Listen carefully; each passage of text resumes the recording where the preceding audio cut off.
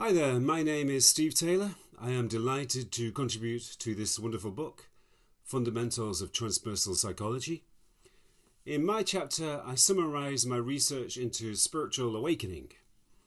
Spiritual awakening is one of those terms which is quite difficult to define.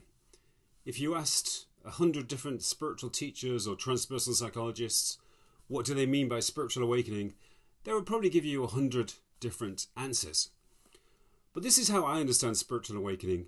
Spiritual awakening is an expansion and an intensification of awareness. And you can divide that into 4 different categories. Spiritual awakening is an intensification of perceptual awareness, in the sense that the world around us becomes more beautiful and real. It's a bit like recapturing the fresh, first-time vision of young children, when the world was an exhilarating and an incredibly fascinating place.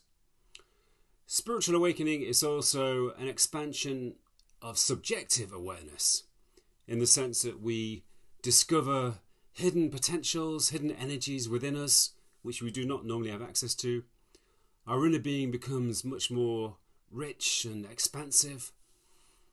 Spiritual awakening is also an expansion of intersubjective awareness, in the sense that we connect more deeply with other people, we become more empathic, more compassionate, and more altruistic, not just to other human beings, but also to other living beings, in other words, animals, and to the entire natural world, to the whole cosmos, in fact. Fourthly, spiritual awakening is an expansion of conceptual awareness, in the sense that our vision of the world becomes more broad, more wide-ranging. Rather than seeing the world through an egocentric perspective, we see the world from a cosmocentric or a holistic perspective, in which our own personal desires and ambitions are no longer so significant.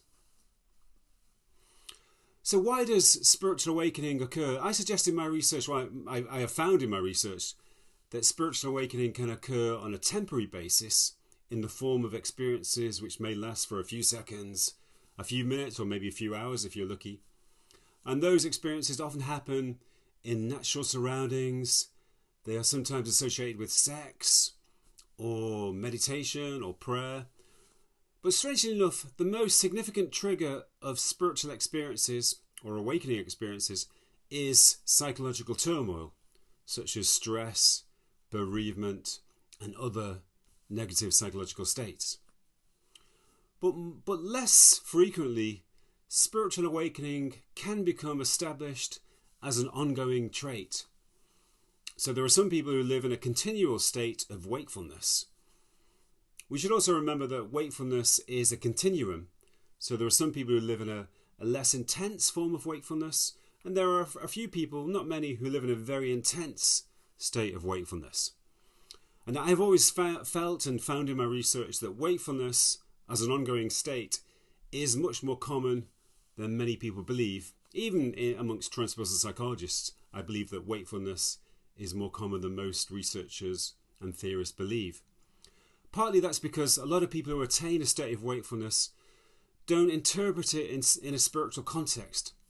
A lot of people who experience a wakefulness don't know anything about spirituality, about spiritual traditions or practices, and they wouldn't use the word spiritual or even the term enlightenment to describe their experiences. The shift into wakefulness as an ongoing state can occur in 3 ways. Firstly, it may just be natural. If a person happens to be awakened as their normal state, if wakefulness seems to be just innate to them, so they don't need to follow any spiritual practices, they don't need to undergo a sudden moment of transformation, because they are just naturally awakened.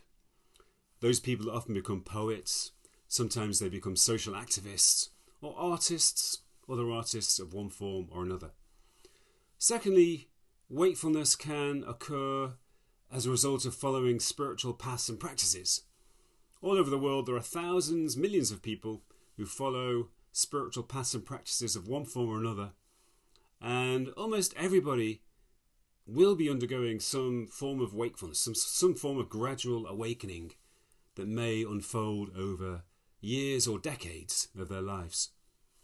Finally, spiritual awakening can occur, or wakefulness as an ongoing state can occur as a result of psychological turmoil.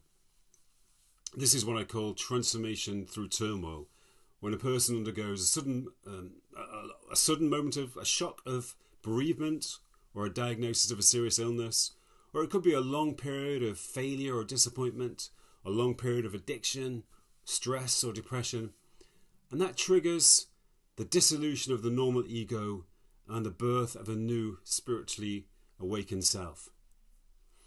So these are some of the topics I cover in my chapter. I attempt to summarize my 20 years of research into the phenomenon of spiritual awakening. And I hope you enjoy my chapter, and I hope you enjoy this wonderful book as a whole. Thank you very much.